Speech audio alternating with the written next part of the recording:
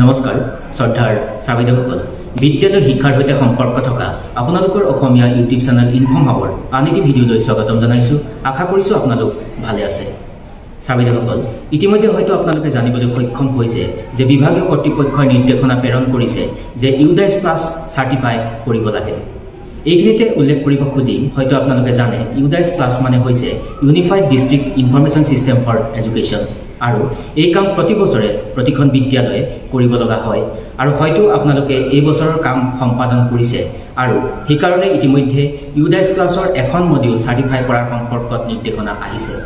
এইখিনিতে উল্লেখ কৰিব খুজিম ইউডাইছ প্লাছত তিনিখন মডিউল থাকে। প্ৰথম মডিউলখন হ'ল স্কুল মডিউল, তাৰ পাছতে টিচাৰ মডিউল আৰু একেবাৰে শেষত ষ্টুডেণ্ট মডিউল। আৰু এই ষ্টুডেণ্ট মডিউলখন আচলতে চাৰ্টিফাই কৰাৰ কাৰণে নিৰ্দেশনা প্ৰেৰণ কৰা হৈছে।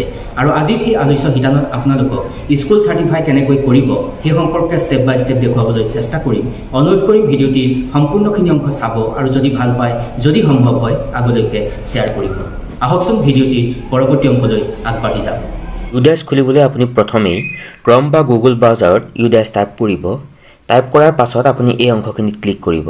তাৰ পাছত এনেকুৱা এখন পেজ ৰিডাইৰেক্ট কৰিব। আপুনি যাব এই অংশখিনিত ক্লিক কৰিব।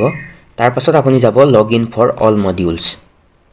যিহেতুকে বৰ্তমান ছাত্ৰ ছাত্ৰীসকলৰ যি মডিউল ষ্টুডেণ্ট মডিউলখন চাৰ্টিফাই কৰিবলৈ বুলি কোৱা হৈছে, গতিকে আপুনি এনেধৰণে তললৈ যাব। তললৈ যোৱাৰ পাছত আপুনি এই অংশখিনি দেখিছে ষ্টুডেণ্ট মডিউল। আপুনি আপোনাৰ ষ্টেট চিলেক্ট কৰিব। আমাৰ আছাম হ'ব, মই চিলেক্ট কৰিলোঁ আৰু গ' কৰিব। গ' কৰাৰ পাছত পুনৰবাৰ মোক ক্ৰম ব্ৰাউজাৰ ৰিডাইৰেক্ট কৰিছে, মই টাচ কৰিবলৈ চেষ্টা কৰিম। আৰু এনেকৈ আপুনি ইউডাইছ প্লাছত আপুনি চাইন ইন কৰিব লাগিব। লগ ইন হোৱাৰ পাছত আপোনাক এনেকুৱা এখন পেজ ৰিডাইৰেক্ট কৰিব আৰু আপুনি এই অংশখিনি টাচ কৰিব একাডেমিক ইয়াৰ 2023-2024। যেতিয়া আপুনি এই অংশখিনি ক্লিক কৰিব এনেকুৱা এখন আপোনাৰ পপ আপ আপুনি বা পেজ আপুনি দেখিবলৈ পাব। এই অংশখিনি দেখিছেনে ক্লাছ 1, 2, 3, 4, 5 গোটেই শ্ৰেণীকেইটা অনুযায়ী আপোনাৰ বিদ্যালয়ত 2023-24 শৈক্ষিক শিক্ষাবৰ্ষত কিমান ছাত্ৰ ছাত্ৰী আছিলে সেই ছাত্ৰ ছাত্ৰীৰ সংখ্যাটো ইয়াত এনেধৰণে দেখিবলৈ পাব। তাৰ পাছত আপুনি এই অংশখিনি টাচ কৰাৰ লগে লগে আপুনি এনেকুৱা এখন পেজ দেখিবলৈ পাব আৰু বিদ্যালয়ৰ ষ্টুডেণ্ট মডিউল চাৰ্টিফিকেশ্যনৰ কাৰণে আপুনি এই স্কুল কমপ্লিশ্যন এই অংশখিনিত আপুনি ক্লিক কৰিব।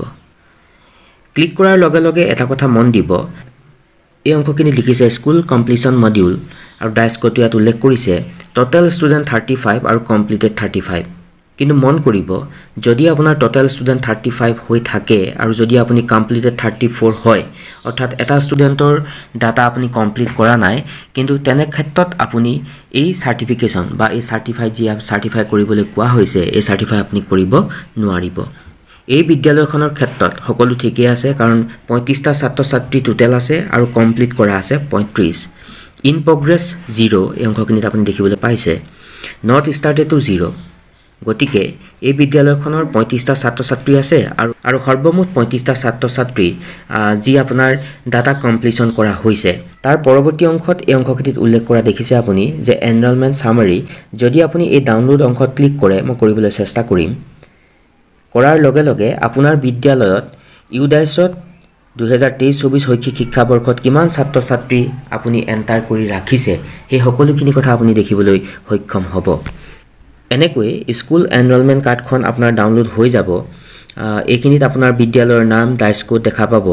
এই অংশখিনিত মন কৰিব আপোনাৰ বিদ্যালয়ত বয়জ কিমান আছে টোটেল শ্ৰেণী অনুযায়ী, গাৰ্লছ কিমান আছে, ট্ৰান্সজেণ্ডাৰ যদি আছে সেই কথাটো ইয়াত ৰিফ্লেক্ট কৰিব। টোটেল আপুনি দেখিবলৈ পাব আৰু চিলড্ৰেন উইথ স্পেচিয়েল নিড যদি ছাত্ৰ ছাত্ৰী আছে সেই সকলোখিনি তথ্য আপুনি ইয়াত দেখিবলৈ পাব।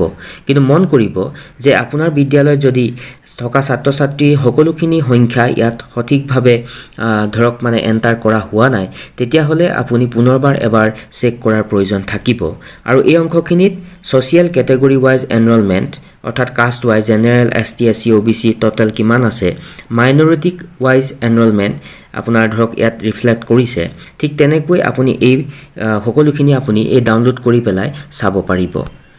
যদি সকলোখিনি ঠিকে আছে তেতিয়াহ'লে আপুনি এই যি মডিউল অৰ্থাৎ ষ্টুডেণ্ট মডিউল 2023-24 বৰ্ষৰ কাৰণে ইউডাইছত আপুনি কমপ্লিট কৰিব পাৰিব।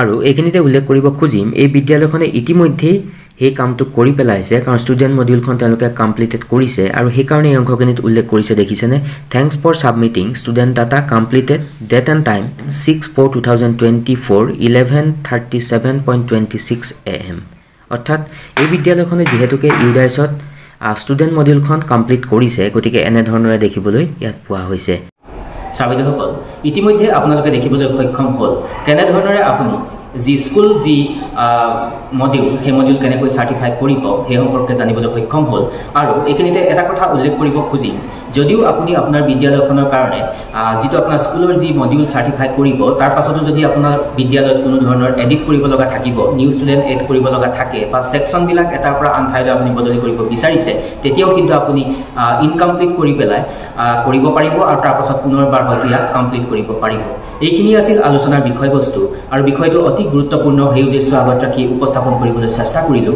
আৰু আশা কৰিছোঁ আজিৰ এই আলোচ্য গীতানে আপোনালোকক উপকৃত কৰিব বিদ্যালয় শিক্ষাৰ সৈতে সম্পৰ্ক থকা আন এটি বিষয়বস্তুলৈ মই পুনৰবাৰ আপোনালোকৰ কাষলৈকে আহিম চাই থাকিব ইনফৰ্ম হাব সকলো ভালে থাকক নমস্কাৰ টেক কেয়াৰ